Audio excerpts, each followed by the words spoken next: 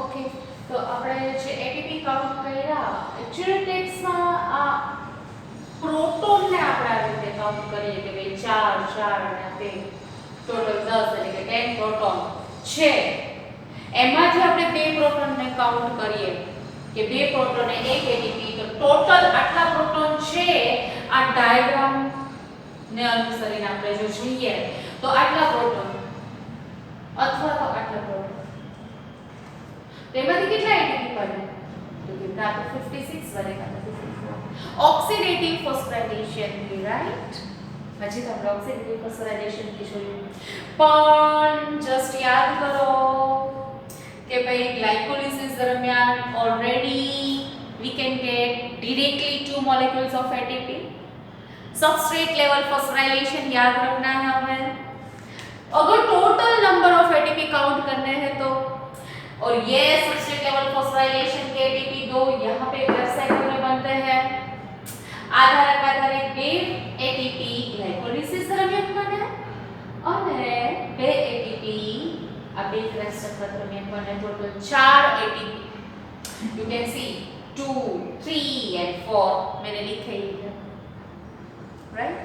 Glycolysis के दो ATP substrate level phosphorylation से, अगर मैं यहाँ पे ऐड कर दूं तो substrate level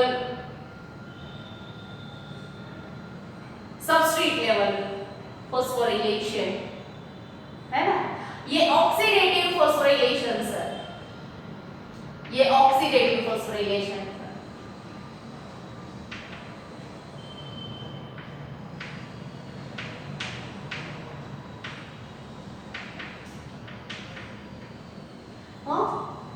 By oxidative phosphorylation we can get this or this, or you can say this or this, but આવું તો આપણે લખવાના નથી જે મેં તમને કીધું ટેક્સ્ટમાં આવ્યું છે. ओके, और सबस्ट्रेट लेवल के क्या वो लिख रहे हैं, सबस्ट्रेट लेवल फॉस्फोराइलेशन.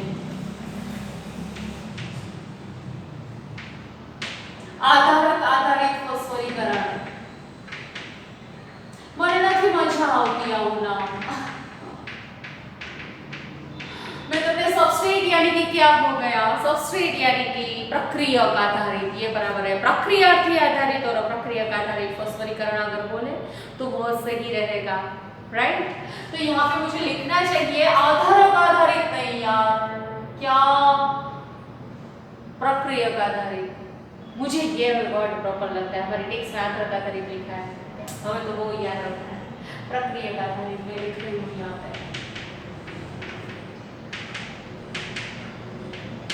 ओके, चलो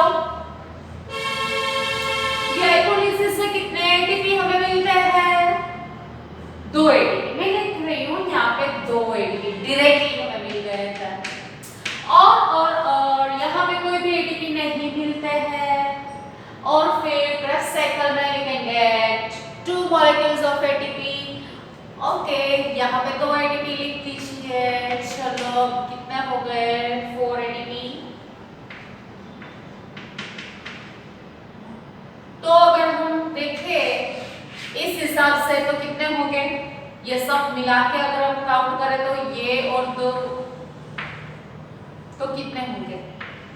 28 और 4 32 एटीपी कुछ होंगे. अगर इससे साथ हम अगर काउंट करें तो कितने होंगे? चलो 30 एटीपी.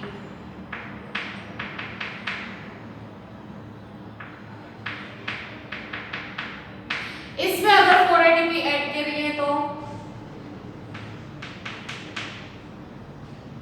60 एटीपी.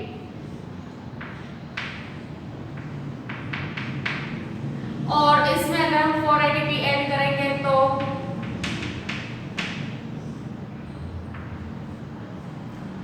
58 एटीपी.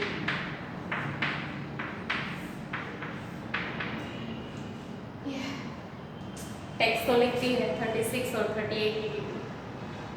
ये भी नहीं, अलग ही, यानी कि प्रोटॉन को कंसीडर नहीं किया है. चलो हमने बढ़ा या हमने आगे देखा प्रीवियस लेक्चर में कि अगर एटीपी सिंथेसिस मींस कैसे एटीपी सिंथेसिस होता है उसके लिए केमियोस्मोटिक हाइपोथेसिस, टेक्स्ट में दिया था कि 2 मॉलिक्यूल्स इस तरफ जाएंगे तो एक एटीपी बनेगा। कोई साइंटिस्ट कहता है 4 हाइड्रोजन इस तरफ जाएंगे तो एक एटीपी बनेगा। कोई 3 वाला भी कहते हैं, मैंने वो नहीं करवाया। क्यों? क्योंकि टेक्स्ट में अगर फिगर के हिसाब से जाए तो ये वाला मैंने देख लिया, ये टेक्स्ट में जो दिया था 2 मॉलिक्यूल प्रोटॉन के इस तरफ जाएंगे तब एक एटीपी, तो वो हमने देख लिया। बट एक्चुअली बैलेंस शीट जो दी है 36 और 38 एटीपी की, वो कैसे बनेंगे हम देखते हैं। चलो वो बनाते हैं।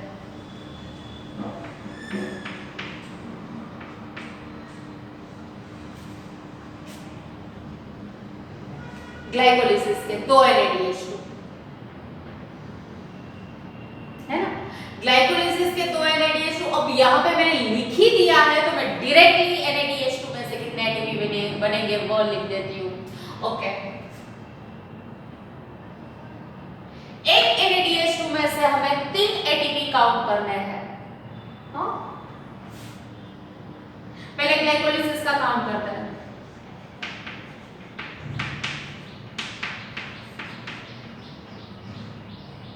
ऑक्सीडेटिव फॉस्फोरिलेशन के थ्रू एटीपी जो बनेंगे वो काउंट करते हैं।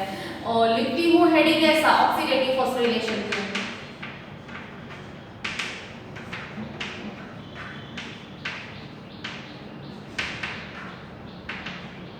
उसमें हम बात कर रहे हैं ग्लाइकोलिसिस। चलो अलग से हेडिंग दे देती हूँ, ग्लाइकोलिसिस।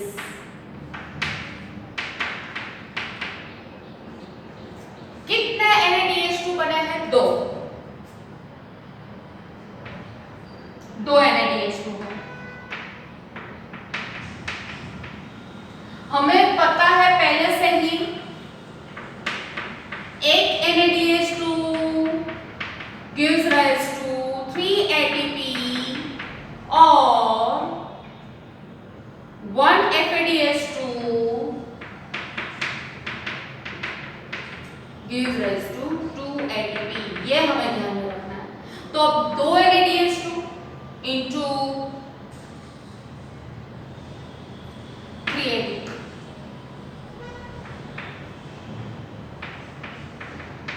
कितने मिल गए? तो हमें यहाँ पे मिलता है 12 ATP।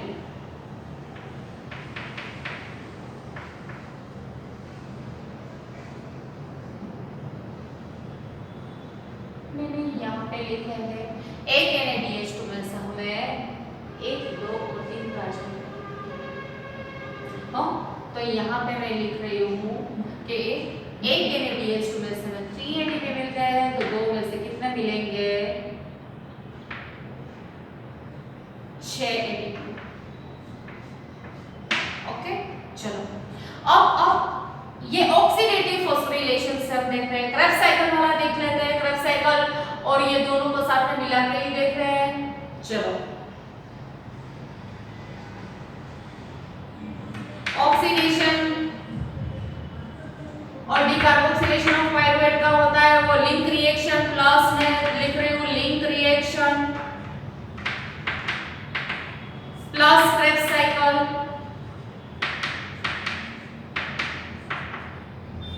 लिंक रिएक्शन में हमें 2 NADH मिलते हैं।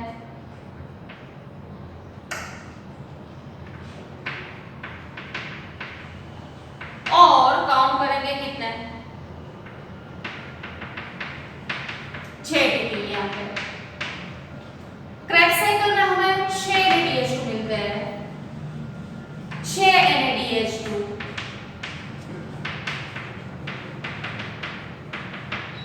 ATP यहाँ पे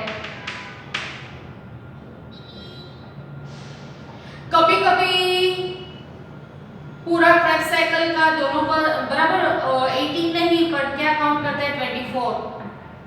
कभी ऐसा आता है कि 24 काउंट कर लेते हैं। माइटोकॉन्ड्रिया में अगर बोले तो 24 एटीपी। टोटल ऑक्सीडेटिव फॉस्फोराइलेशन से कितने एटीपी? तो ये 24 और ये 6 कितने हो गए? 30 NADH2 में से हो गए। टोटल 30 NADH2 में 30 NaDH2 से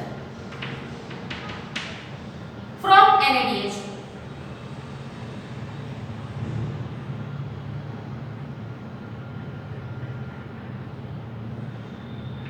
by oxidation of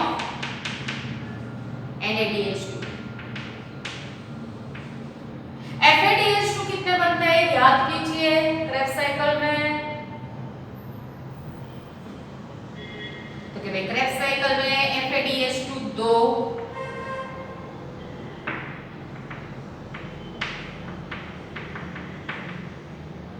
कितने उसमें से मिलेंगे 2 ATP। यहाँ पे हम लिखे चलो सेम ही छोड़ टोटल यहाँ पे 4 ATP में लिखती हूँ। तो फिर ये 4 ATP by oxidation of what FADH2 by oxidation of FADH2 ये 4 और टोटल कितना हमें ATP मिलेंगे 34 ATP through oxidative phosphorylation. Yes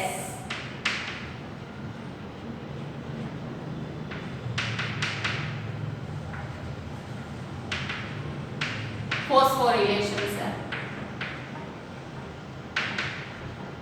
but directly हमें जो एटीपी मिलते हैं ग्लाइकोलिसिस में सबस्ट्रेट लेवल फॉस्फोराइलेशन अगर हम काउंट करें तो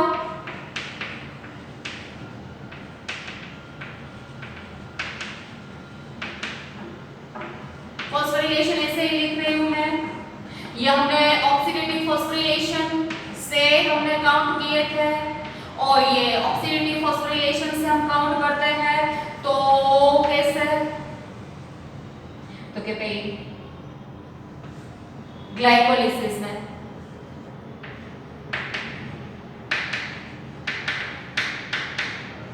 कितने एटीपी मिलते हैं हमें 2 एटीपी।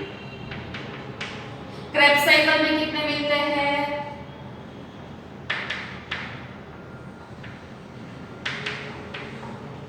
2 एटीपी। टोटल कितने हो गए 38 एटीपी। टोटल हुए 38 एटीपी। यहाँ पे लिख रहे 38 एटीपी। और ग्लिसरॉल फॉस्फेट शटल का अगर यूज हुआ ये 2 NAD अंदर गए तब ये शटल सिस्टम यूटिलाइज हुई तो क्या होगा तो 2 ATP माइनस करना है। तो यहाँ इसके बदले कितने मिल सकते हैं तो कि भाई इसके बदले हम कह सकते हैं और वी कैन राइट और 4 ATP। तो ये 4 ATP से काउंट करें तो यहाँ पे और करके कितने हो जाएंगे 2 माइनस करने हैं 22 ATP टोटल। यहाँ पे ना यहाँ पे नहीं यहाँ पे लिखने हैं हमें 28 ATP यहाँ पे हो गए। और क्योंकि हमने ये दोनों का काउंट करके यहाँ पे था अगर ये दोनों का काउंट करेंगे तो 28 ATP और 28 ATP हमने ले लिया तो फिर यहाँ पे कितने बनेंगे उसमें 28 ATP में 4 ऐड करेंगे तो यहाँ पे और करके कितना बनेगा तो कि भाई यहाँ पे मैं लिखूंगी 34 के बदले कितना 32 और ये 32 तो यहाँ पे कितने हो जाएंगे 36 ATP right. When one glucose molecule oxidized but 38 always eukaryotic cell में 38 उसमें शटल सिस्टम नहीं होती है बट सॉरी प्रोकैरियोट्स में ऑलवेज 38। आदिकोष केंद्रीय सजीव में ओनली 38 ATP बनेंगे। आदिकोष केंद्रीय सजीव में हमेशा 38 ATP બનશે કારણ કે શટલ સિસ્ટમ નો હોય જ્યારે યુકેરિયોટિક સેલમાં 38 ATP બની શકે અથવા તો 36 રાઈટ।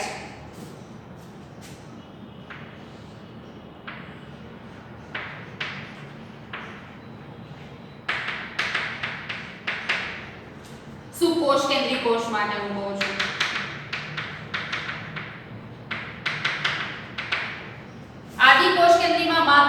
માત્ર કેટલા બને only 38 ATP બરાબર ને प्रोकैरियोट्स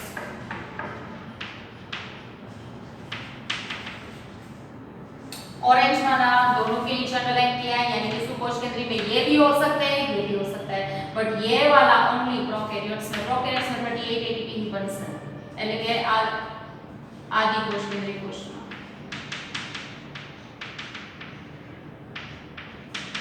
કેમ તો કે ભાઈ શટલ સિસ્ટમ ગેરહાજર છે shuttle system absent ओके उसमें absent यहाँ तक रखते हैं ओके बाय